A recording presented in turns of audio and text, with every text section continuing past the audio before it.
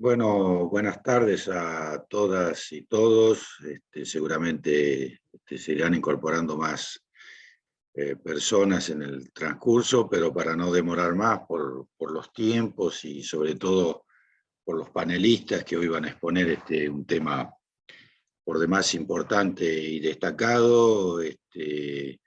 Bueno, como director de la Experimental Santa Cruz, eh, le damos la bienvenida a todos los que se están uniendo y agradecer desde ya su participación en, en, este, en esta cita que nos vamos a dar para hablar sobre la evaluación de la composición corporal en ovinos mediante ultrasonografía y su uso en mejoramiento genético, un tema por demás importante, dado que está siendo una de las bases que nos ayudan a definir el tipo de animal que tenemos y los productos hacia la industria que estamos ofreciendo en este mercado que tenemos hoy. Así que yo nada más agradecer que me hayan invitado también a participar y no quiero demorarlos más, los dejo con Emilio Rivera, que va a ser un poco el moderador de todas estas ponencias que seguramente van a ser súper enriquecedoras en el tema. Así que espero que disfruten de las exposiciones y bueno, Emilio, la palabra es tuya. Muchas gracias. Bueno, gracias Fabio. Buenas tardes a todos los que se conectaron. Este es un evento que estamos organizando de manera conjunta con el Ateneo de la Asociación Argentina de Criadores de Córnea. Nos acompañan Matías Fernández de Peroni, Maximiliano Plante de Tierra del Fuego y Mateo Ibáñez de Río Gallegos. Y esto, digamos, como para ponerlo un poco en contexto, surge digamos, el provino o el uso de la evaluación genética en la raza Corriel, bueno, viene desde hace muchos años. A partir del año 2014 nosotros iniciamos un convenio con la Asociación Argentina de Criadores de Córnea, y uno de los pilares fundamentales fue desarrollar un programa de mejoramiento genético para la raza y utilizar el provino como servicio de evaluación genética. Una de las cosas que se decidió implementar de manera masiva fue el uso de la ultrasonografía para evaluación de calidad de carne y en función de eso, bueno, el programa ha ido creciendo y hemos tenido por ahí la demanda de la asociación de generar capacidades, personal capacitado y difundir un poco más de información respecto del uso, la importancia que tiene esta técnica en el programa que nosotros estamos llevando adelante. Así que hoy nos acompaña Juliana Papaleo, que es una técnica de INTA Balcarce, y Juan Mauricio Álvarez, que muchos de ustedes seguramente lo conozcan. Mauricio es genetista, y bueno, trabajamos siempre en conjunto, llevamos adelante todo este tipo de proyectos que venimos desarrollando acá en el sur de la Argentina, tanto en Santa Cruz como en Tierra del Fuego. Así que nuevamente gracias a todos. No me quiero olvidar de agradecer a José López, que está conectado por ahí, que José es el que nos hace todo el soporte técnico para que esto salga adelante. Y bueno, le voy a pedir a Matías Fernández Peroni, que es el presidente del Ateneo de la asociación, que por favor haga la presentación de Juliana Papaleo, y de esta manera daríamos inicio a las presentaciones. Muchas gracias.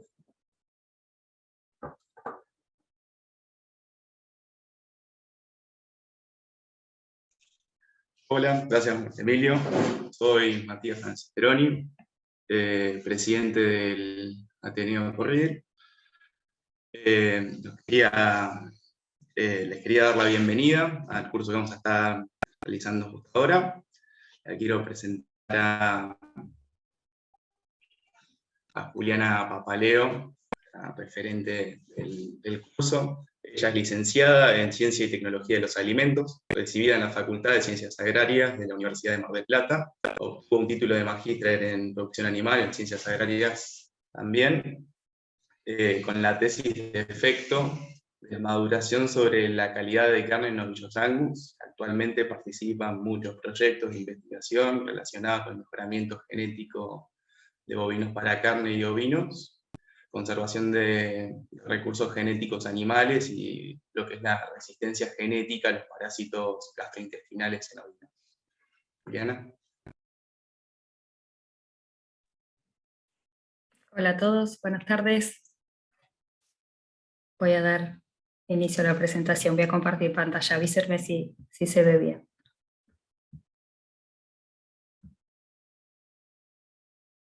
¿Se ve?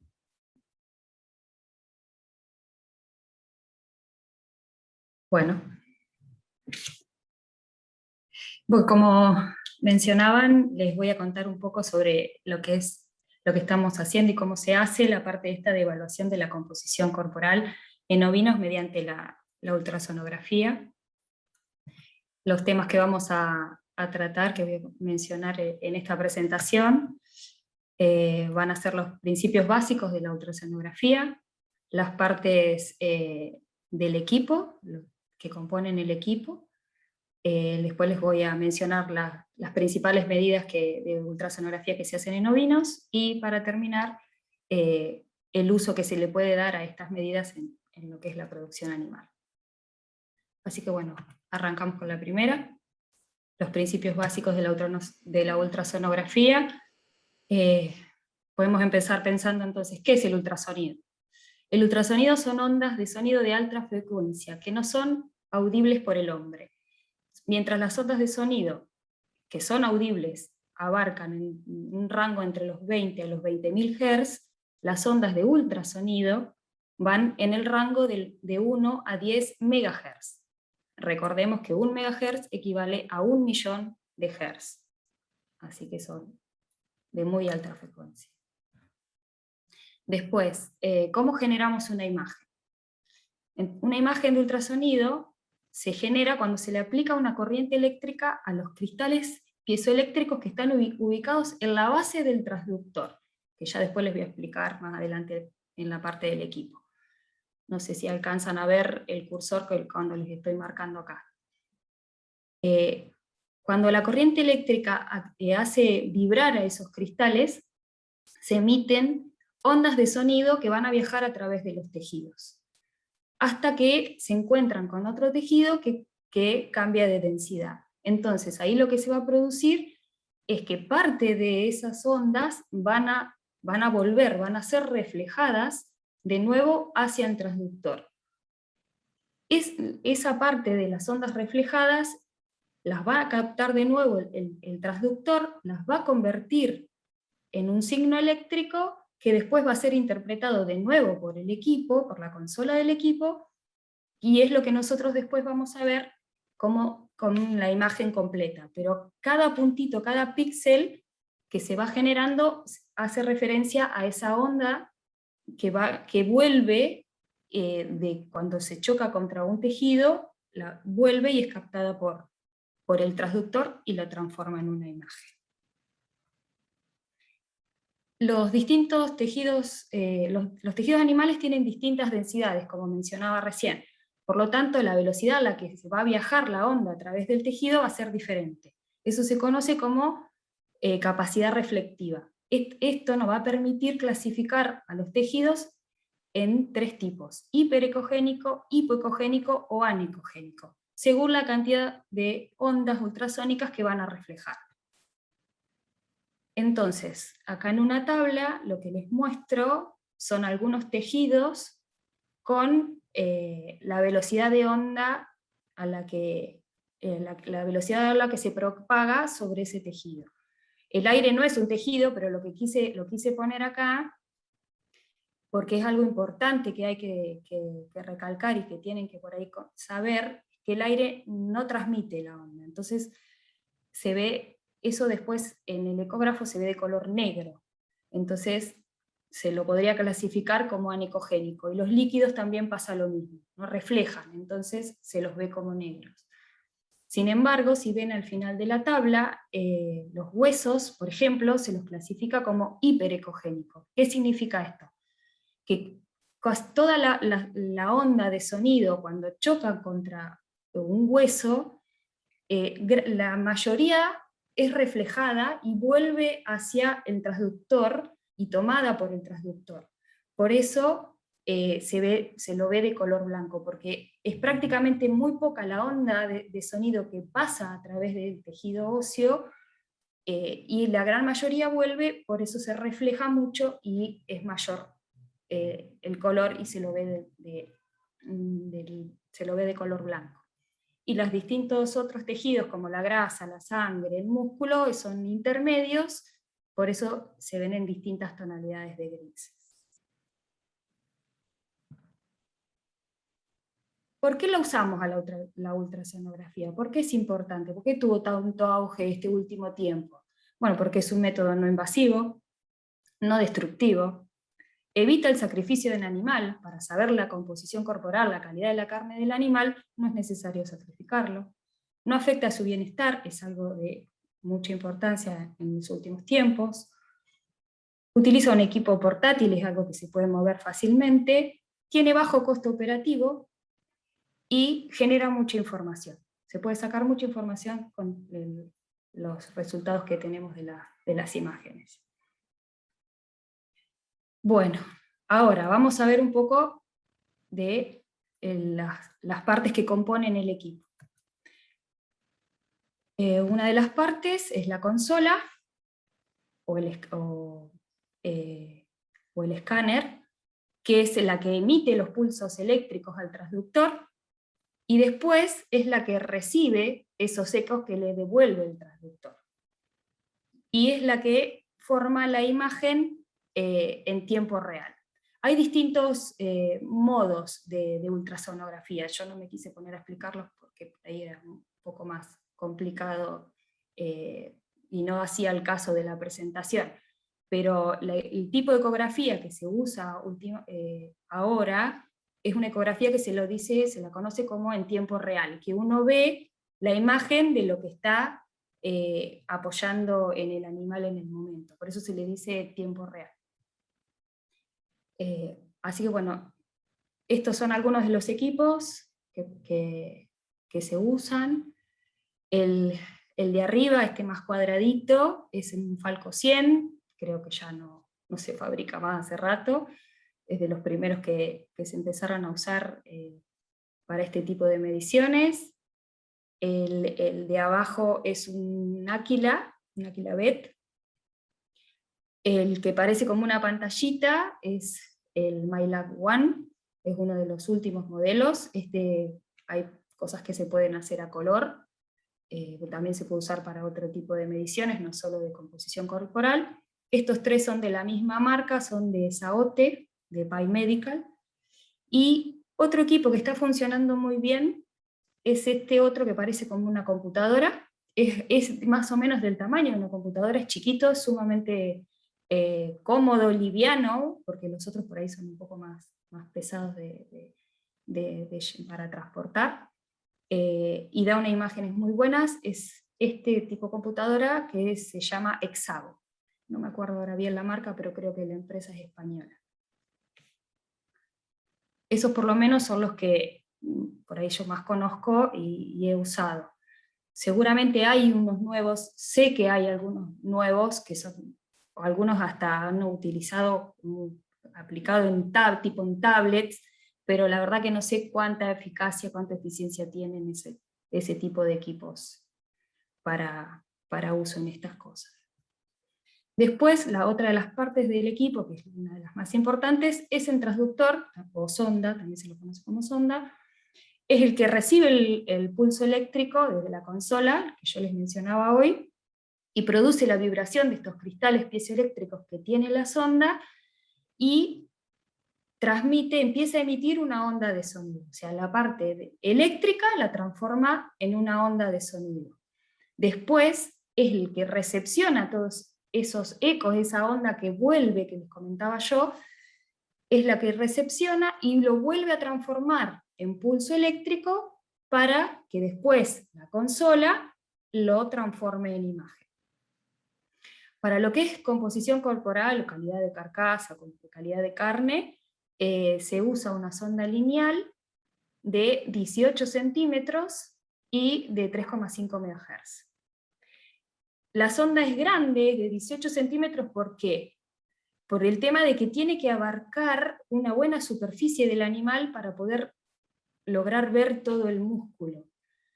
Entonces, por eso es una sonda grande. No se pueden usar algunas de las sondas que por ahí son lineales, pero se usan para reproducción, no alcanza a agarrar todo el tamaño del bife, todo el ancho del bife que necesitamos ver a la pantalla, así que la sonda específica para lo que es calidad de carne, estimación de composición corporal, es esta sonda de 18 centímetros. Y algo que se le aplica o que se le agrega a esa sonda es lo que se conoce como adaptador, stand-off, guía, tiene distintos nombres, que es como una base de silicona que permite adaptar el transductor a la anatomía del animal, a la forma de la curvatura del lomo del animal. Porque piensen, 18 centímetros de algo duro, es imposible que eso pueda abarcar todo el lomo del animal sin quedar levantado. Entonces, como ven en una de las imágenes, la que está enganchada en el transductor, tiene la parte del central es como una curvatura, y la parte de abajo es como más gordita, es como para bien seguir lo que es la forma del animal, de la curvatura del animal. Bueno, ahora sí, pasamos un poco a comentarles de cuáles son las medidas que hacemos en ovinos. Primero, ¿a dónde vamos a medir? ¿En qué lugar vamos a medir? Se busca, la ubicación es entre la 12ª y la 13ª costilla. En ese espacio, entre esas dos costillas, es donde hay que apoyar el transductor para poder realizar estas mediciones. Acá vemos un esquema transversal de lo que sería esa zona, donde se puede ver, bueno, la 13ª vértebra torácica con sus apófisis espinosa y transversa, y lo que es la costilla, eso está en color azul oscuro. Y en un azulcito un poquito más claro es el músculo longissimus dorsi, que es el músculo de importancia que nosotros vamos a donde vamos a realizar las mediciones. Y está pintado del lado izquierdo porque se mide del lado izquierdo del animal.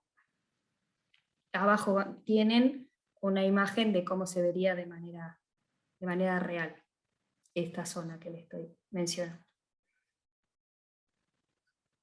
Bueno, antes de empezar a contarles exacto en dónde hay que medir, quería contarles un poco algunos puntos de referencia que hay que tener a la hora de ver una imagen y de asegurarnos de que la imagen después nos va a servir para medir. Porque como yo les decía, esto se ve en tiempo real, la imagen va a estar constantemente moviéndose. Entonces, nosotros cuando frisemos la imagen para hacer las mediciones, tiene que tener ciertos puntos de referencia para que nosotros después podamos decir, esta imagen sí sirve para realizar las mediciones. Como por ejemplo, hay que ver lo que es la interfaz entre el cuero y la grasa. No sé si alcanzan a ver que es como una zona un poquito más oscura, ahí en el medio de dos zonas un poquito más blancas. La parte superior es el cuero, es la piel del animal, y lo que está por debajo, esa franja blanca un poco más gordita, eso es la grasa.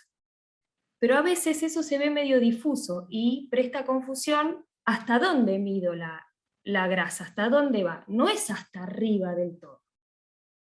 Hay que tratar de ver y de buscar de ver esa interfase entre el cuero y la grasa.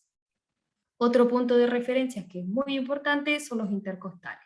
Es ver esa parte blanca de ahí abajo que nos permite distinguir que estamos bien ubicados en el espacio entre las dos costillas, que no estamos parados arriba de una costilla.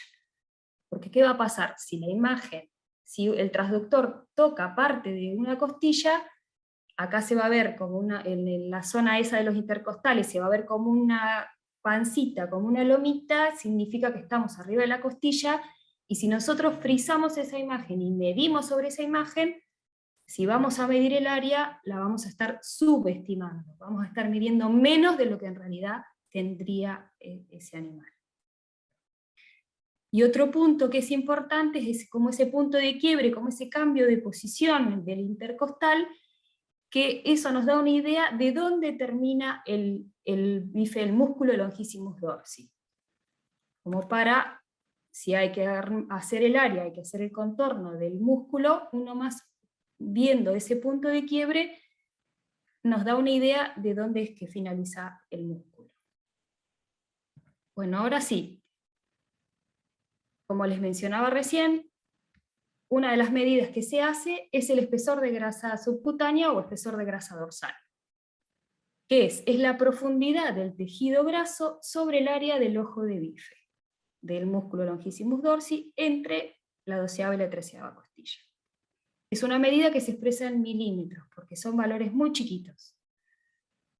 Y lo que hay que rescatar, hay que ver que esa parte blanca, que ahí está marcada con un puntito rojo, sea lo más nítida posible, no que sea algo difuso, porque si no, no vamos a saber bien si estamos sobreestimando la cantidad de grasa de la que realmente va a tener el animal.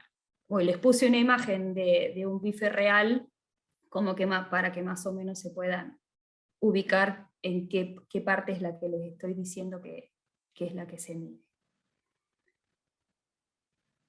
Otra de las medidas que se toman es la profundidad del bife. Esta medida se hace una línea perpendicular a la línea imaginaria que establece el ancho del bife. ¿Por qué les digo esto? Porque a veces la imagen puede, como les comentaba, que eso es en tiempo real y la imagen se va moviendo, entonces a veces cuando uno frisa no queda del todo centrada en el medio del equipo y bien derechito el bife. A veces queda con cierta inclinación. Entonces lo que hay que tener en cuenta es ver el área del ojo de bife, visualizar la línea imaginaria de lo que sería el ancho del bife, y recién ahí bien de manera perpendicular se mide la profundidad.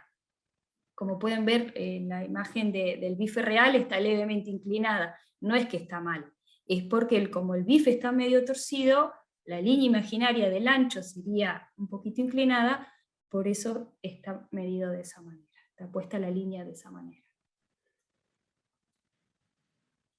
Y la última medida que se hace, que a veces o sea, para investigación o se puede, o sea, no es que no se aplica, pero por ahí es más difícil o uno demora más tiempo en el campo, cuando uno hace las medidas, frisa y hace las medidas en el momento, por ahí se demora un poco más, es la medida del área del ojo de bife.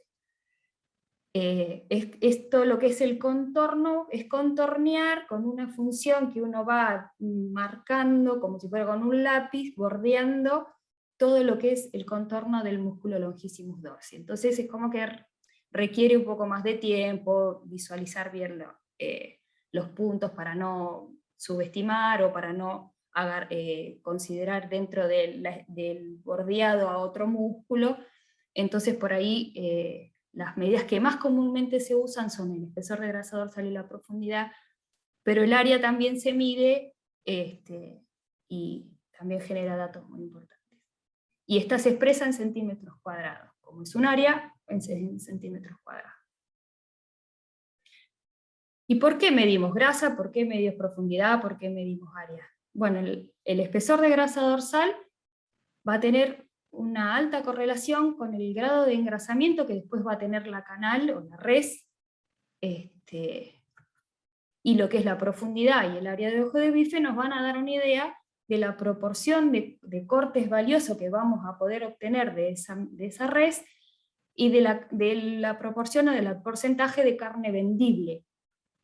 Así que por eso es que son importantes esas medidas, y no se busca en otro músculo, sino se busca en este músculo, porque hay una alta correlación de esas medidas en ese músculo con lo que va a ser lo real en la res. Pero bueno, es muy importante, que esto se los quería mencionar, que hay que tener un protocolo fiable y siempre realizarle el mismo protocolo de la misma manera, que contar con técnicos formados con el mismo criterio, o sea que todos midan de la misma manera, no que uno mida un poquito más acá y otro un poquito más allá, sino que todos tienen que tratar de medir de la misma manera para que después los resultados sean comparables, sean reproducibles. Y contar con un equipo que disponga de un software específico para determinar este tipo de mediciones. ¿Por qué les digo esto? Porque no todos los equipos se pueden hacer este tipo de estimaciones, de mediciones. Por ejemplo, hay equipos que se usan para ultrasonografía de la parte reproductiva, que por ahí permiten adaptar un transductor que sea de lineal, de 3,5 MHz, pero por ahí el equipo no tiene el software que te permita medir el área, por ejemplo. Entonces, las estimaciones no se van a poder hacer. Entonces, si uno quiere empezar a trabajar en esto, se tiene que asegurar que el equipo que vaya a comprar tenga el software para poder procesar esas imágenes después. Nosotros en INTA, hace muchos años que venimos trabajando con el mismo protocolo. Principalmente lo que hacemos es medir animales mayores de 30 kilos, más chicos no, porque es imposible ver el bife, es muy chiquitito, siempre es muy difícil no tocar alguna de las costillas, abarcar solamente el espacio intercostal cuando el animal es muy chico es muy difícil, entonces se decidió trabajar con animales de más de 30 kilos, siempre hablando de ovinos, ¿no? ¿Y qué es lo que hacemos nosotros? Primero, aseguramos el animal. Se puede apoyar contra algo, se puede poner en alguna manga chiquita. Lo que hay que tratar es que el animal esté quieto y que esté bien para lo más recto posible, lo más derecho posible, para que no tenga ninguna curvatura en la parte de la columna o del lomo que nos pueda dar una imagen errónea, una imagen fea, que no nos va a servir después para hacer las mediciones. Después vamos a anotar, vamos a observar la caravana, el tatuaje, la identificación del animal, porque después por ahí uno frisa, mide, el animal se fue, no sabemos quién es, perdemos el dato. Así que siempre anotar la identificación del animal. Después hay que identificar el sitio donde se hace el escaneo, esa ubicación entre la 12ª y 13ª costilla. Generalmente lo que nosotros hacemos es palpar la última costilla y de ahí ubicar el espacio entre las últimas dos. Hay que prepararlo al sitio, ¿no? El ovino tiene lana, o bien se esquilan, cosa que generalmente no se hace, o lo que se puede hacer es abrir la lana, abrir el vellón de manera tal de que vaya quedando bien despejado en el espacio intercostal, donde nosotros tenemos que apoyar el transductor, lo más despejado posible de lana, no que quede lana así entreverada, porque después eso nos va a hacer ruido a la hora de ver la imagen, o sea que no va a ser nítida, vamos a tener como una cierta interferencia. Una vez que logramos despejar bien esa zona, hay que aplicar aceite vegetal para facilitar el contacto. ¿Por qué aplicamos aceite vegetal? Porque lo que le mencionaba yo hoy al principio de la presentación. El aire no transmite el sonido. Entonces, ¿qué nos va a pasar? No vamos a tener contacto. Nos va a dar una imagen totalmente negra. Entonces, lo que hace el aceite es favorecer el contacto del transductor con el animal y poder tener una imagen nítida. Usamos aceite vegetal, pero se puede usar el gel de las ecografías, no hay problema. A nosotros nos resulta mejor el aceite, no solo por costo, sino porque se ve mejor. Tanto en ovinos como en bovinos se ve mejor si usamos aceite. Cualquier tipo de aceite vegetal, ya sea mezcla, de Flexol o lo que sea. No hay un aceite específico ni una marca específica. Cualquier aceite vegetal funciona. Lo único que les menciono es que no sea de soja. Es el único que a nosotros no nos funciona, el aceite de soja o con algún aceite mezcla con alto contenido de soja, nos hace un poco de interferencia, no son muy nítidas las imágenes. Así que cualquier aceite vegetal, mezcla, girasol o lo que sea, que tenga bajo contenido de soja. Después, una vez que ubicamos la zona, agregamos el aceite, apoyamos el transductor lo más rápido posible, porque si no la lana nos va a empezar a absorber todo el aceite y vamos a tener que volver a agregar. Así que por eso hay que hacer bien la apertura de la lana, aplicar el aceite y apoyar el transductor, siempre del lado izquierdo. Y ahí vamos a capturar la imagen. O bien la medimos en el momento, como se hace muchas veces, o se guarda y se puede procesar después, en la oficina, en donde sea. Hay muchos equipos que traen memoria interna, otros permiten agregarle un pendrive. Uno puede ir guardando las imágenes y después las levanta con el mismo equipo y las va procesando tranquilo en su oficina. Y por último, como para darle un poco de pie a Mauricio para que siga con su presentación, es mencionarle brevemente un punteo de para qué usamos estas mediciones de ultrasonografía. Se pueden usar para el manejo productivo o para la parte de selección genética. Para el manejo productivo se aplican como para asignar recursos alimenticios, por ejemplo, para ver, depende del estado de grasa de los animales, el estado corporal de los animales, uno puede decidir a qué potrero mandar o dividir los animales en lotes según su estado de engrasamiento. Como una herramienta de manejo en engordes, engordes a corral o para terminación, nos va a definir un momento óptimo de faena. Yo digo, bueno, quiero faenar mis animales cuando lleguen a tanto contenido de grasa. Este tipo de mediciones sirve para eso. Y bueno, y también para formar lotes homogéneos. Tengo una gran cantidad de animales y quiero saber a qué lotes asignarlos según sus necesidades alimenticias. Entonces puedo medirlos, puedo decir, bueno, se necesita mayor calidad de forraje o no, o puedo llegar a hacer suplementación, un grupo o no. Este tipo de técnica ayuda en estas cosas. Y después, para la parte de selección genética, se usa para lo que es para predecir la aptitud carnicera de los reproductores, ya sea como información individual o para la parte de pruebas de progenie, que es por ahí lo que creo yo que Mauricio es lo que les va a explicar ahora. Así que bueno, eso es todo para mi presentación. Muchas gracias.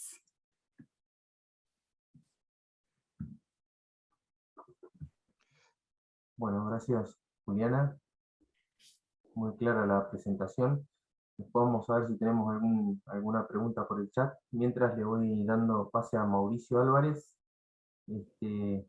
Mauricio es doctor, ingeniero zootecnista. Es un amigo de nosotros acá en Patagonia Sur. Tenemos la suerte de tenerlo bastante seguido. Mauricio es técnico del INTA en Valle Inferior, en Río Negro, y actualmente es coordinador de un programa nacional de carnes y fibras animales.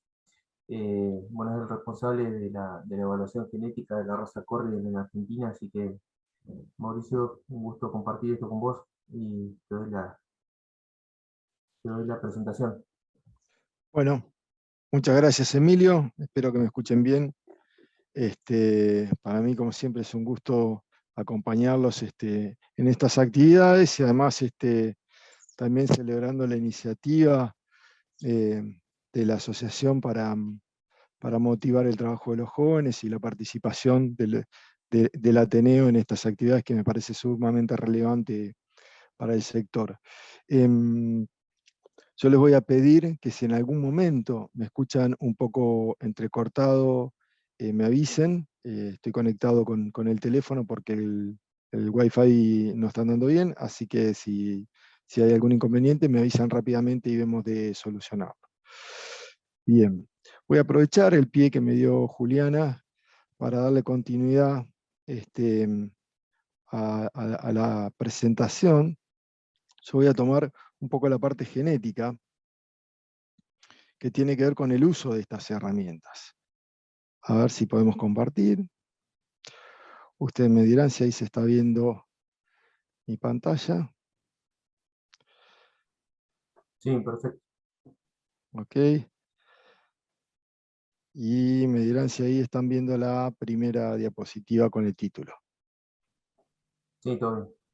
Bueno, perfecto. Entonces yo me voy a apoyar un poquito en el uso del puntero. Yo les voy a hablar del uso de la ultrasonografía en los planes de mejoramiento genético ovino. Brevemente vamos a repasar algunos conceptos básicos, tal vez algunos de los que son habituales de esta jornada los aburra un poco, pero siempre es importante que refresquemos algunos conceptos. Después voy a hablar de la mejora genética en lo que se refiere a producción y calidad de carcasa, y cómo trabajamos en selección de caracteres de carne, qué criterios y cómo los aplicamos en los programas de mejora, para así después entrar en las evaluaciones genéticas poblacionales, cómo resumimos los resultados de esas evaluaciones en catálogos de padres, qué implica desde el punto de vista del progreso genético de la raza, y vamos a cerrar con algunas conclusiones finales. Y no sé qué pasó, que se apagó mi video. A ver ahí. Ah, bien. Me lo detuvieron porque sé que no tengo buena señal. Sigamos. Te estamos viendo bien, Mauricio. ¿Ustedes me ven? Ah, bueno, listo. Lo que yo no puedo hacer ahora es pasar la diapositiva. No sé, ¿ahí? Ahí está, bien. Bueno, siguiendo con la presentación. Esto ya lo deben conocer, pero bueno, vamos a repasar brevemente lo que es el modelo genético básico. Nosotros tenemos un determinado fenotipo, un animal que expresa un determinado nivel de producción, que básicamente es el producto de la suma de sus genes, su bagaje genético, todo el potencial genético que tiene para producir, y de las condiciones ambientales que le damos. Y a su vez esos genes vienen de sus progenitores, es decir, la mitad vienen del padre y la mitad vienen de la madre. Y además, como todas las poblaciones están vinculadas genéticamente, sabemos que el fenotipo de los parientes es muy informativo acerca del genotipo del individuo que queremos evaluar. Desde el punto de vista conceptual, hablamos de genotipo cuando nos referimos al conjunto de genes de un individuo. Y el fenotipo es lo que expresa. Muchas veces se habla de fenotipo haciendo referencia al tipo de animal, ¿no? A su conformación o a características que tienen que ver, por ejemplo, con los aplomos, con los perfiles y demás. Pero fenotipo también es la ganancia de peso, fenotipo también es el peso al destete, fenotipo también es el peso de vellón limpio y el diámetro de fibra, es decir, lo que el animal expresa. Y cuando hablamos de ambiente, todos tendemos a relacionar ese concepto con el campo, con el lugar donde se crearon los animales, y está bien, tiene que ver con eso, pero también es otra cosa. Desde el punto de vista genético, también tiene que ver con, por ejemplo, el sexo, con el tipo de parto, con la de la madre. Y en algunos casos hay interacción entre estos dos componentes de ese modelo. ¿Por qué? Porque no siempre el mejor genotipo en un determinado ambiente se desempeña igual en otro.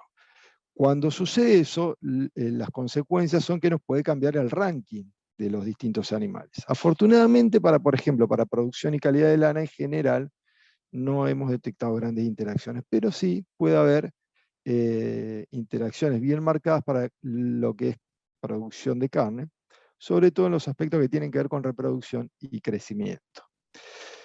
Bien, otro concepto importante es el de heredabilidad. La heredabilidad lo que nos dice es qué porcentaje de todas las diferencias que nosotros vemos entre los animales se deben al componente genético. Es decir, parte de lo que nosotros estamos viendo son diferencias porque un animal nació primero, otro nació después, porque la madre estaba más sana cuando lo crió, entonces tenía mayor producción de leche, por ejemplo, Y otra parte de esas diferencias se deben a sus genes. Hay características que son muy heredables, tienen una heredabilidad entre el 40 al 60%, otras tienen una heredabilidad media del 20 al 40%, y otras tienen una heredabilidad baja. La heredabilidad es una propiedad o una característica que depende del carácter, pero también depende de la población. ¿Por qué? Porque depende de las frecuencias genéticas, ¿no? Entonces, por ejemplo, las poblaciones cerradas, con muchos animales emparentados, tienen una depresión en la varianza aditiva, tienen una menor variación en sus genes y tienen menor heredabilidad, tenemos menores posibilidades de seleccionarlas, ¿no?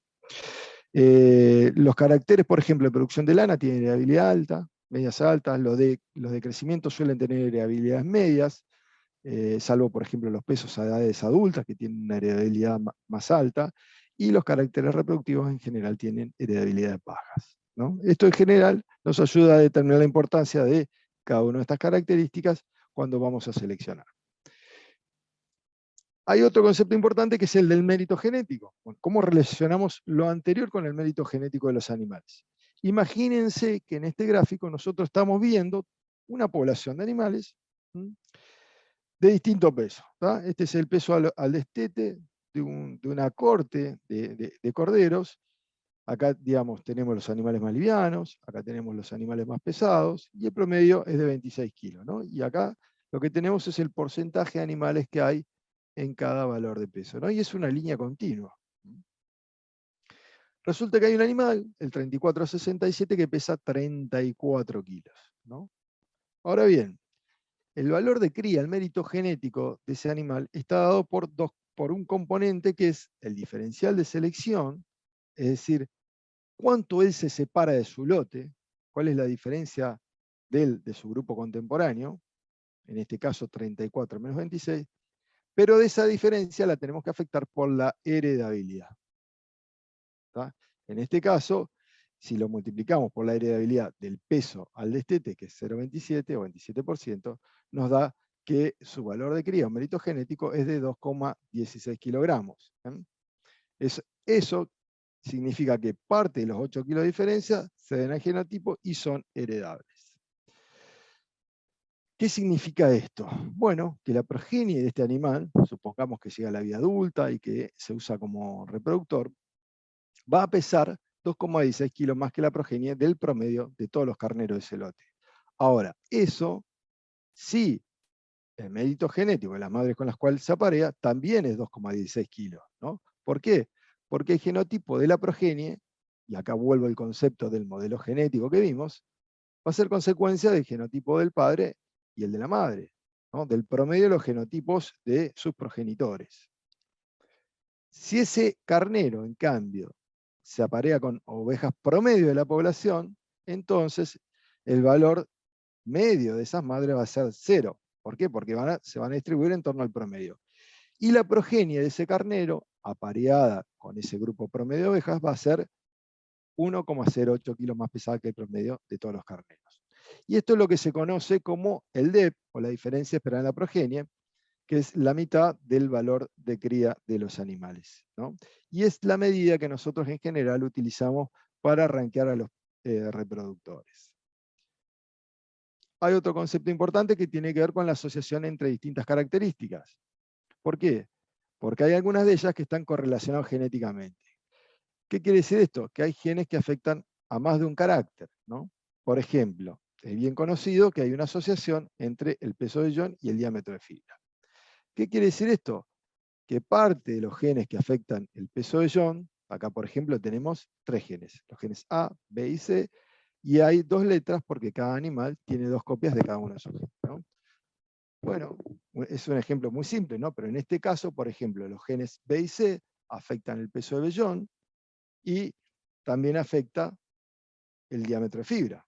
Y lo que vemos es este tipo de comportamiento. En general, a medida que, digamos, los animales que tienen altos pesos de vellones tienden a tener diámetro de fibra mayor. Ahora, fíjense que acá hay genes, por ejemplo, el gen A y el gen D, que no, digamos, no afectan a las dos características, ¿no? El gen A afecta a peso de ion y el D afecta a diámetro de fibra. Entonces siempre hay genes favorables que no afectan a ambas. ¿Por qué? Porque la correlación no es 100%. Esto es importante y lo vamos a rescatar más adelante en la presentación. Bueno, cuando hablamos de mejorar la producción y la calidad de carne, ¿de qué estamos hablando? Obviamente, primero hablamos de aumentar la cantidad de corderos, ¿no? Eso ya lo sabemos todos. Pero también hablamos de mejorar otros aspectos de la producción. Por ejemplo, aumentar la velocidad de crecimiento, mejorar y adelantar la terminación comercial, es decir, que los animales estén terminados cuando tenemos la ventana de oportunidad. Y además, en términos de producto, mejorar la calidad, y eso se refiere, entre otras cosas, por ejemplo, a la relación entre la proporción de carne y grasa, pero también al peso de la carcasa y al rendimiento comercial, que es especialmente relevante para la industria y es un componente fuerte del precio que recibimos por kilo de producto vivo.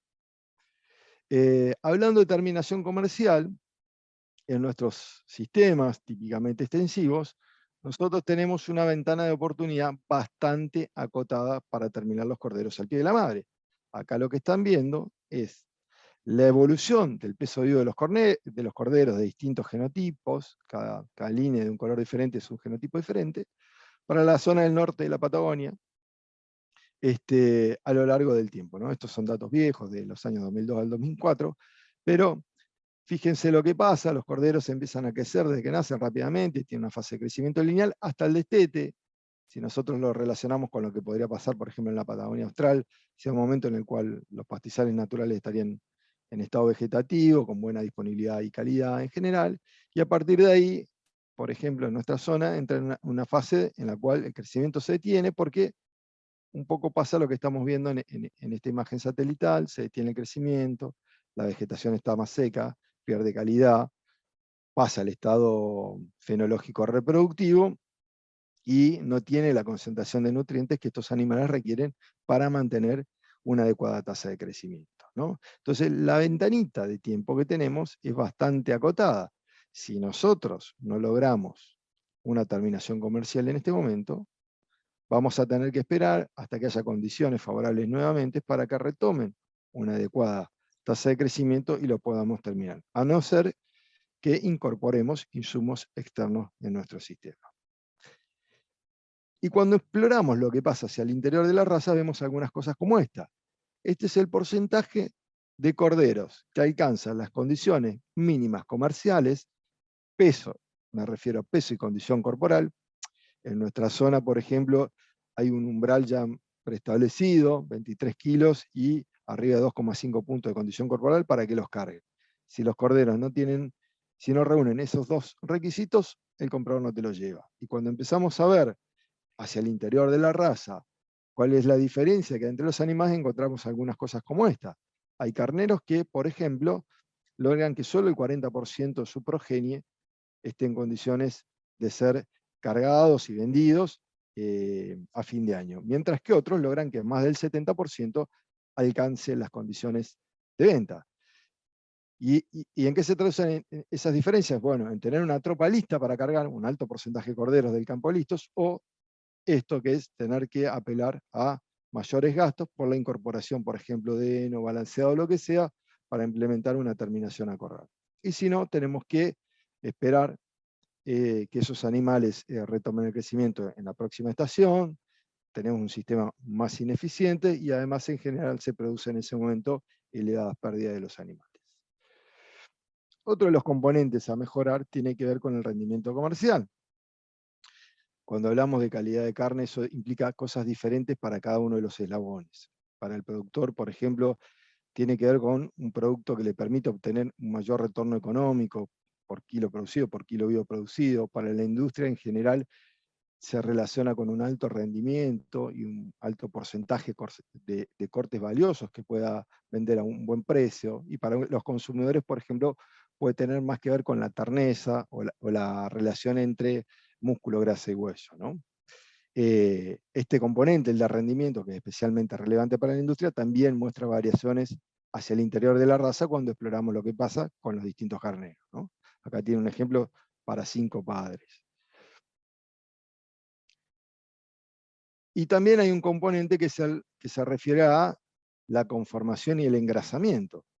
Acá en Argentina hay pocos emprendimientos que premian por este tipo de características. Uno de los pocos es justamente el de la Patagonia Austral. En algún momento en provincia de Buenos Aires sí hubo algún emprendimiento muy interesante también, que se llama Cordero de la Sierra, que bonificaba por este tipo de atributos. Y actualmente se está avanzando a nivel nacional en unificar un sistema de tipificación de carcasas para todo el país, ¿no? Acá también tenemos un ejemplo con 9 carneros respecto de cómo se clasifican su progenie en los distintos tipos en las distintas categorías, ¿no? Manufactura, consumo y exportación. ¿Cuál es la relevancia de esto? Bueno, la relevancia tiene que ver justamente con el ingreso que reciben los productores por la venta de este producto. Acá tenemos un ejemplo con precios más o menos actuales de cuánto se estaría pagando, por ejemplo, un cordero de 9 a 13 kilos, en este caso de 13, no en este caso puntual de 13, si cae en la categoría de exportación por la conformación y el engrasamiento que tiene, 380 pesos el kilo, esa pieza está en 4.940, versus lo que pasa, por ejemplo, con un cordero del mismo peso, pero que es asignado a la categoría consumo, y que se paga 342 pesos. ¿No? Entonces esa pieza vale 4.446. Tenemos casi 500 pesos de diferencia por animal en función de la calidad de la carcasa. Ahora, entonces, ¿cuáles son los caracteres a seleccionar para mejorar producción y calidad de carne? Uno ya lo mencionábamos, la cantidad de corderos destetados, es decir, el número de corderos que destetan cada oveja, el peso corporal de los corderos y el peso corporal a otras edades, por ejemplo, los animales adultos o a la esquila, el rendimiento, la conformación y el engrasamiento. Y los criterios de selección son lo que vamos a medir para predecir el método genético de esos animales. Entonces, ¿cuáles son las opciones? Nosotros tenemos cosas para medir en los animales, en el candidato y en los parientes, espérenme un segundo, y cosas para medir en la carcasa, que lo podríamos medir en los parientes, siempre y cuando tengamos un registro genealógico, ¿no? Que es lo más difícil cuando queremos medir cosas en la carcasa, o características en la carcasa de un gran número de animales, ¿no? Entonces, esto obviamente tiene más precisión, pero disminuye el intervalo generacional y es muy costoso. En cambio, esto, por ejemplo, tiene un poco menos de precisión porque no es una medida directa la que vamos a medir sobre el animal, pero disminuye el intervalo generacional y es menos costosa. Si nosotros quisiéramos, por ejemplo, mejorar el peso de carcasa o velocidad de crecimiento, podemos trabajar con pesos a distintas edades y con la ganancia de peso. Con una balancita nos arreglamos. Si queremos mejorar la fecundidad es el porcentaje de estete, ¿no? Es el producto de la fertilidad, el porcentaje de preñez por la prolificidad, la cantidad de corderos nacidos por oveja, por la sobrevida. Bueno, ahí podemos trabajar con el dato justamente del número de corderos que destetan cada oveja o el tipo de nacimiento como característica directa del cordero. Y hay otra característica interesante que es la circunferencia escrotal, que está correlacionada positivamente con la fecundidad. Ahora, ¿qué vamos a medir? ¿Qué podemos medir en la carcasa? ¿No? ¿Podemos medir algo en el candidato en la carcasa? Bueno, si es un candidato y medimos algo en la carcasa, lo vamos a sacrificar. Entonces, en los candidatos claramente no lo podemos hacer, y para eso usamos la ecografía, como mencionó Juliano. Acá tienen, por ejemplo, un trabajito que justifica esto. Este es un trabajito, hay varios, ¿no? Pero acá les presento uno del ILS del 2008 muy interesante, en el cual evalúan distintos modelos utilizando la ecografía y distintas medidas de ecografía.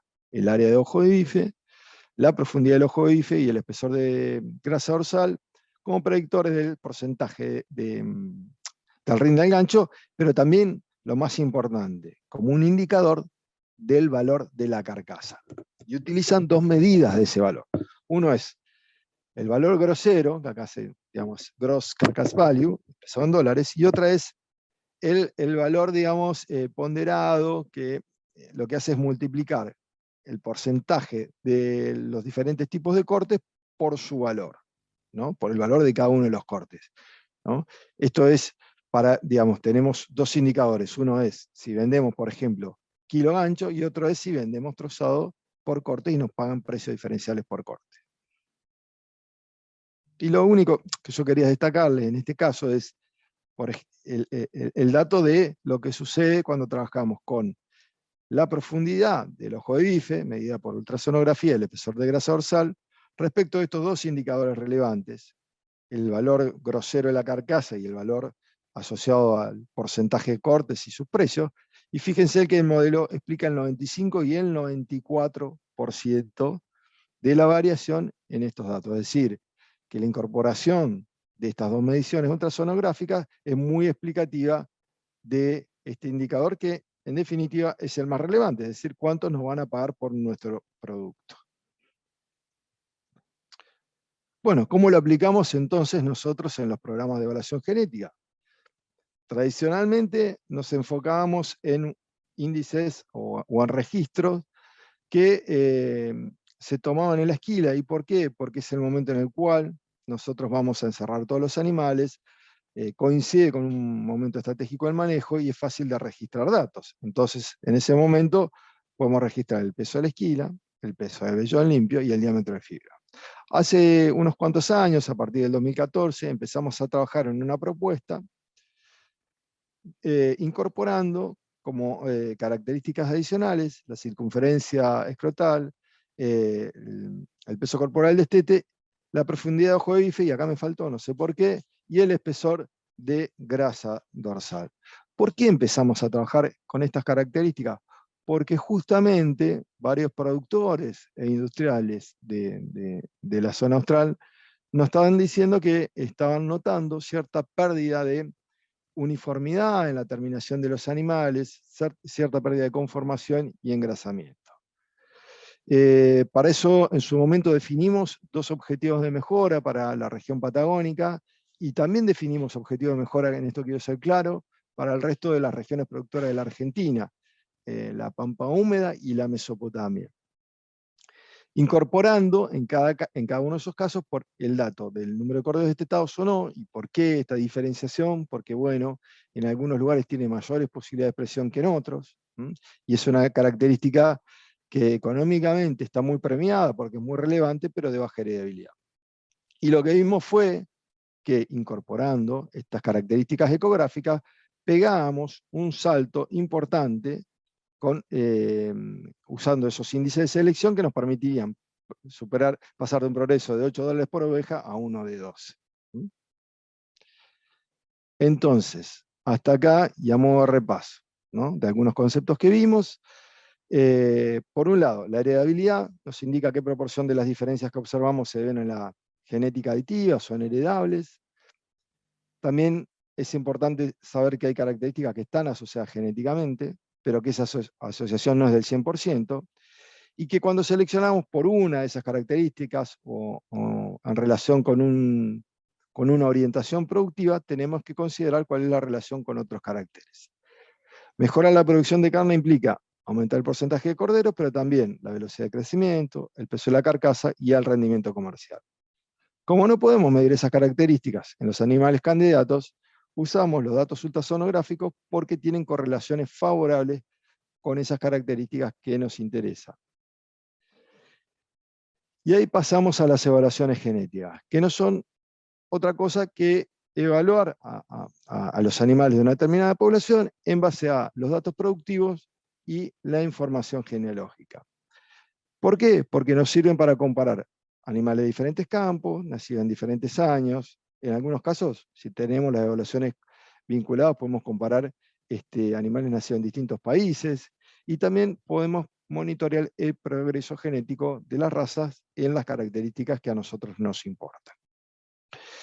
Esas evaluaciones se basan en un modelo teórico, que es el modelo animal, que parte del concepto que vimos al inicio, del modelo genético básico, ¿no? Es decir, que, digamos, considera todo el flujo de genes que hay hasta llegar al individuo que queremos evaluar, partiendo, por ejemplo, de los abuelos, pero en realidad en la matriz de parentesco están todos los animales, que le transmiten, por ejemplo, un cuarto de sus genes, los padres la mitad, y en función de eso sabemos que comparten un 25% en promedio de genes con sus hermanos, y la mitad con su progenie. Eso nos permite evaluar animales de distintos planteles. ¿Por qué? Porque tenemos genes, por ejemplo, un padre que habitualmente los padres buenos dejan genealogía en varios planteles, entonces el mismo gen, los mismos genes, digamos, en términos generales, pasan por diferentes ambientes, diferentes años, tienen hijos machos, hijos hembras, de parto simple, parto doble, y eso es lo que nos permite separar la componente genética y la ambiental y poder compararlos entre sí. En el caso puntual de Corriel, nosotros estamos evaluando en la evaluación poblacional el número de corderos destetados, el peso al destete, a la esquila y en la edad adulta, el peso de vellón limpio, el diámetro de fibra y estamos evaluando también la profundidad de ojo de bife y el espesor de grasa dorsal. Acá vuelvo a algo que no mencioné, pero que es importante. ¿Por qué elegimos nosotros la profundidad de ojo de bife y no el área? Porque como vieron en el trabajo que les presenté, es muy explicativo, es muy informativo y tiene la gran ventaja, como dijo Juliana, de que es una medida lineal. ¿Qué quiere decir que sea una medida? ¿Qué implica que sea una medida lineal? Que su registro y su procesamiento es rápido, lo hacemos en tiempo real, podemos procesar de a 600, 700 animales por día, 2 operadores entrenados, por ejemplo, con Emilio lo hemos hecho, y además hay un antecedente muy interesante de los colegas uruguayos que evaluaron, por ejemplo, la repetibilidad y el error entre operadores entre distintas medidas, y vieron que la profundidad, justamente por ser una medida lineal, tiene bastante menos error entre operadores. ¿Cómo interpretamos, por ejemplo, un depth de profundidad de ojo de bife en una evaluación genética? Bueno, si leemos en un catálogo que un animal tiene un depth de más 1,15 de profundidad de ojo de bife, eso nos indica que la progenie de ese carnero tendrá una profundidad de ojo de bife 1,15 milímetros superior a la del promedio. ¿Qué pasa en la población corre de la Argentina con estas características? Acá, digamos, en este cuadro están viendo un montón de numeritos, pero yo voy a hacer referencia a los que me parece más relevante y lo que quiero que les quede conceptualmente. En la diagonal están viendo la heredabilidad de la población corre argentina para cada carácter. Peso corporal de destete, peso de la esquila, peso de vellón limpio, diámetro de fibra, profundidad de ojo de bife y espesor de grasa dorsal. Y en la diagonal inferior lo que están viendo son las correlaciones genéticas, ¿no? Entonces, fíjense, el peso corporal del destete, que es una característica de importancia económica, tiene una correlación positiva con la profundidad de ojo de bife, del 26%. El peso corporal de la esquila tiene una correlación del 33% con la profundidad de ojo de bife y del 48% con el espesor de grasa dorsal. Ahora, ¿qué pasa con esas características de la carcasa que tienen relación también con el porcentaje de cortes valiosos, con el rendimiento, y la producción y calidad de lana, ¿no? Entendida como el peso de vellón limpio y el diámetro de fibra? La correlación es negativa. 34% con profundidad de ojo de bife y 43% con espesor de grasa dorsal. ¿Qué quiere decir esto?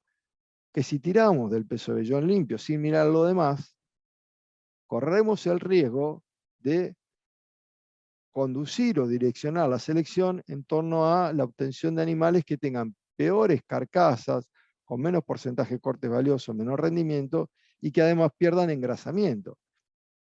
A diferencia de lo que pasa en países donde se enfocan mucho en la venta de corderos pesados, en nuestros sistemas nosotros tendemos a ponderar positivamente el engrasamiento. ¿Por qué?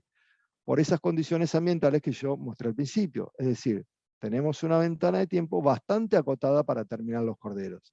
Nos interesa que los corderos rápidamente alcancen el peso y el estado de gordura necesarios para la venta, ¿no?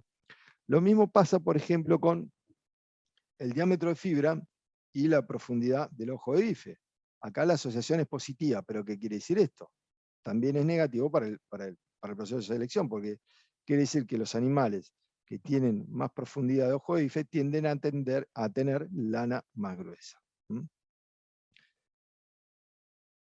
Bien, toda la información referida a todas estas características evaluadas, nosotros las sintetizamos en reportes que se le dan a cada una de las cabañas que participan de la evaluación genética, y también hacemos, todos los años editamos un catálogo de padres. La primera vez fue el año pasado. Acá está la información de todos los padres evaluados durante los últimos 5 años para todos los caracteres. Número de corderos destetados, los pesos, producción y calidad de lana, la profundidad del ojo de bife y el espesor de grasa dorsal, y un índice de selección que pondera todas esas características por su importancia económica, ¿no? Además, incluye los datos de la cantidad de hijos evaluados, la cantidad de campos en los cuales se probó cada carnero, la exactitud de esas medidas, la consanguinidad, y todos esos valores son comparables entre años, campos, etc. Acá tienen un extracto del último catálogo de padres, de la evaluación 2021, donde además agregamos los percentiles para que los productores, digamos, se puedan orientar acerca de cómo está rankeando ese carnero para cada una de las características en la población, ¿no? En verde, digamos, en celeste están los animales que están en el top 5%, en verde los que están en el top 10%, y en naranja los que están en el top 25% para cada característica, ¿no? Acá voy a volver a un concepto anterior. Yo les dije recién que hay que tener cuidado con la producción de lana y las características de carcasa porque tienen correlaciones negativas. Pero esa correlación no es 100%. Vuelvo al concepto de correlaciones genéticas. Hay genes que codifican para las dos características, pero hay genes favorables que no compiten entre sí. Entonces, siempre tenemos la posibilidad de encontrar animales con combinaciones deseables de genes. Eso sí, para eso los tenemos que evaluar genéticamente. Y acá tiene un ejemplo. Fíjense estos 3 animales, que además son animales top, ¿no? Están dentro de los 5 primeros carneros para la evaluación poblacional en índice. Fíjense que tienen, por ejemplo, el segundo carnero, afina más de 1 micra en una generación. Mejora la profundidad del ojo de bife, mejora el espesor de grasa dorsal, nos hace ganar mucha plata, porque es top 1% en índice, y prácticamente es neutro en peso de vellón limpio. Fíjense este otro, el tercero, es un carnero que mejora levemente el peso de vellón limpio, es prácticamente neutro o positivo para nuestros fines en diámetro de fibra, es decir, afina, y tiene valores. Y es un carnero top, por ejemplo, para todas las características de carcasa. Fíjense, 3% está en el top 3% para profundidad de ojo de bife, top 1% para espesor de grasa dorsal, y además también tiene un índice elevado. Y lo mismo con este carnero, que además este es un carnero que fue campeón en gallegos. Mejora el peso de vellón limpio, afina, mejora la profundidad de ojo de bife y mejora también el espesor de grasa dorsal. En esos catálogos también publicamos los 10 carneros top para todas las características. Hay carneros que realmente son súper destacados en características de carcasa, en estas 2 que estamos mencionando. Y acá también quiero dejar algo en claro, es muy difícil que uno encuentre carneros como los anteriores. Son pocos los carneros como esos que son buenos en todas las características, ¿no? Pero eso no quiere decir que no sirvan. O sea, hay carneros que son útiles para determinados aspectos que nosotros queremos mejorar, ¿no? Entonces, el secreto está justamente en saber leer e interpretar la información genética y usarla de manera consistente con lo que a nosotros nos interesa. Tal vez un carnero que tiene este carnero, capaz que no tiene las mejores características de lana. No lo sé porque no estoy viendo sus datos, ¿no? Pero asumiendo que así sea, lo puedo utilizar para mejorar características de carcasa en un lote de ovejas sobre las cuales yo no voy a reponer, por ejemplo, madres. Y toda la progenie la voy a mandar a faena, ¿no? Entonces, ¿es un carnero útil? Claro que es un carnero útil para producir carne. Otro concepto importante tiene que ver con el progreso genético a nivel de cabañas y el progreso genético a nivel de majadas comerciales, ¿no? Si el núcleo genético, la pirámide poblacional, no está sujeta a un programa de evaluación genética y mejora continua, ese nivel genético no va a cambiar, y ya sea digamos, los animales puros por cruza o las majadas comerciales, más tarde, más temprano, van a alcanzar ese nivel genético. Y la mejora se va a relajar, se va a detener, y digamos, si vamos a alcanzar un techo productivo. En cambio, si ese núcleo, si esa pirámide poblacional está en el marco o lleva adelante un programa de mejoramiento, el resto de la población lo va a ir acompañando, y la separación tiene que ver con el intervalo generacional y cómo es el flujo de genes. Ya para ir cerrando, les quería mostrar cómo está evolucionando la raza Corriedale en nuestro país, respecto a todas las características de interés. Esto es lo que está pasando desde el año 2000 a esta parte con el peso corporal destete y el peso corporal adulto, y estos son tendencias genéticas, estos son valores genéticos, y claramente vemos una tendencia positiva. Hay una tendencia levemente positiva en peso vellón, con algunas fluctuaciones en el diámetro de fibra. Y lo más interesante es, a partir del año 2014, que es cuando empezamos a registrar las medidas ecográficas de profundidad de ojo de bife y de espesor de grasa dorsal, se verifica un progreso genético consistente en el tiempo. Y esto, obviamente, está redundando en una mejora genética en términos económicos. Este índice lo que está haciendo, como les decía, es ponderar cada característica por el dinero que nos hacen ganar. Entonces, a medida que avanzamos hacia arriba, eso refleja que estamos obteniendo un mayor retorno económico. Para cerrar, algunas conclusiones. Las evaluaciones genéticas permiten identificar animales con mayor mérito genético, y los DEP son la mejor herramienta que tenemos para seleccionar esos animales. En el caso de la ultrasonografía, ha sido la herramienta que nos ha permitido identificar a los animales mejoradores en todo lo que se refiere a terminación comercial, calidad de carcasa, engrasamiento, conformación, etc. Y acá hay que estar atentos a cómo hacemos la selección. Si nosotros ponemos todo el énfasis en producción de lana y no miramos lo que pasa con estas características, podemos ir en detrimento de la calidad de la carcasa, ¿tá? Y acá, de vuelta al concepto anterior. La correlación entre estos caracteres es negativa para el proceso de selección, pero no es 100%. Entonces, siempre vamos a poder identificar animales con combinaciones favorables. Es decir, que nos hagan ganar más en lana y más en carne. Lo que no vamos a poder hacer es identificarlos si no contamos con datos. Y finalmente, un mensaje para cerrar: es aconsejable siempre comprar animales en cabañas que tengan un objetivo de selección consistente con lo que nosotros queremos para nuestro campo, y que tengan un progreso genético verificado. Y finalmente les comparto una diapositiva del equipo Provino: Emilio, Alejandro, que está en Chubut, Francisco y Virginia, que están ahí en Gallegos, trabajando con nosotros, pero también Daniel Maizón en Anguil, Nicolás Giovannini en Bariloche, Joaquín Müller, que fue, digamos, es uno de los mejores genetistas de ovinos del mundo, y si bien está jubilado, siempre nos acompaña. Y también María Rosa Lanari, Sebastián López Valiente, y Tomás en La Rioja. Muchas gracias. No sé si hay consultas o dudas.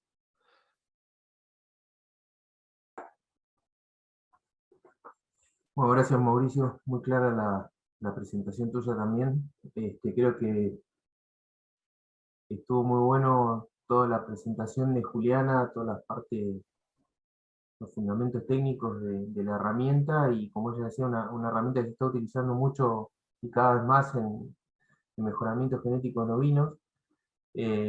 Nosotros acá en la zona bueno, estamos utilizando las mediciones de ultrasonografía en las evaluaciones genéticas, no solo del córneo, sino también del Luni Merino, una raza que se está evaluando en varios puntos de Argentina, y también muchos criadores de merino multipropósito están registrando desde hace mucho tiempo también las mediciones de profundidad jodice y espesor de grasa dorsal, y también se está incluyendo en la evaluación genética que se hace con Provino. Así que creo que también viene muy bien para todos ambas explicaciones.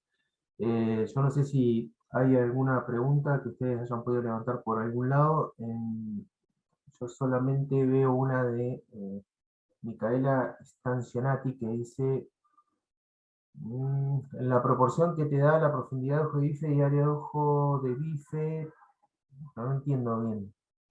Si es más en bovinos que en ovinos. No logro entender bien la pregunta, pero en todo caso, no sé, Juliana, si la estás viendo.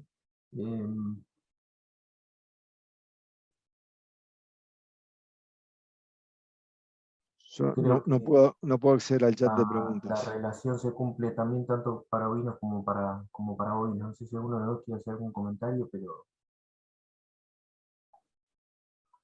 No, tampoco me queda clara la pregunta. Por ahí sí, lo que se refiere a cortes valiosos, por ahí es más aplicable a lo que es bovinos, decir la relación, como que hay una mayor correlación en cortes valiosos, por ahí es más para bovinos que para ovinos, por el tema de que generalmente, creo yo, si es a eso lo que apunta, que se comercializa la res entera, no en cortes, si es que a eso es que se refiere.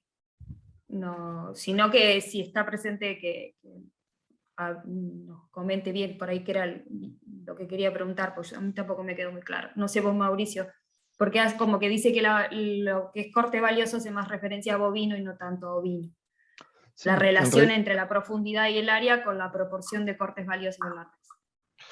en realidad, o sea, lo que sucede es que en ovinos también se cumple, depende también en muchos casos la relevancia que le vamos a poner a ese aspecto de la relación entre la profundidad del ojo de bife y el espesor de grasa con cortes valiosos de la modalidad comercial imperante, Claro. digamos, en el sistema. Cito un ejemplo, en Uruguay es más relevante. ¿Por qué? Porque como un alto porcentaje de los corderos producidos se exportan, y Sí. se exportan corderos pesados, la carcasa de ese cordero se troza. integra. Se troza y se integra, digamos, una comercialización Sí. integrada. Un cuarto va a Sao Paulo, otro, digamos, va, no sé, a Estados Unidos, otra parte va a otro país. Entonces se comercializa por cortes. En nuestro caso, la modalidad comercial más desarrollada está justamente en la Patagonia Austral, donde también hay algún nivel, me pueden ilustrar seguramente ustedes más que están ahí, pero entiendo que hay algún porcentaje de animales que va atroceado y se comercializa, digamos, por corte.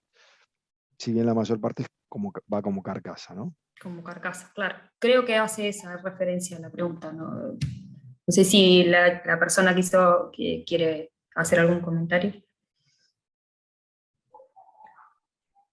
No, O no pueden hablar. no pueden hablar, pero dice Ok. eso era lo que te preguntaba. Está bien. Bárbaro. Bueno, yo creo que estamos por ahí sin preguntas. No nos dimos cuenta que hoy creo que había un partido de Argentina. Yo no estoy muy pendiente de fútbol, así que creo que, considerando el contexto, hemos tenido un buen número de espectadores. Se acaba de conectar Rafael Sabino, que es el presidente de la Asociación Argentina de Criadores de Córdoba. Así que buenas tardes, Rafael, y bueno, te damos la palabra para que cierres un poco este encuentro. Bueno, gracias, Emilio. Buenas tardes a todos. No me acabo de conectar, estuve conectado al principio, pero bueno, no vi el inicio, estaba en una reunión, pero me acoplé a mitad de la charla. La escuché a Juliana, muy buena presentación, Juliana. Muchas gracias. Muchas gracias. Y bueno, a Mauricio, ya hace rato que lo vengo escuchando, así que ya, gracias, Mauricio. Bueno, les quiero agradecer primero a todos los chicos del Ateneo, a todos los del INTA que hicieron la presentación, que se pusieron esta charla al hombro, y nada, y estas cosas sirven mucho para concientizar, para hacer nuevos jugadores en esto que empezamos ya hace varios años, y bueno, a formar profesionales que por ahí no estaban muy ligados al ambiente ovino, y que también las redes ayudan mucho a que se expandan por toda la Argentina, ¿no? Y que puedan verlo desde todos lados del país.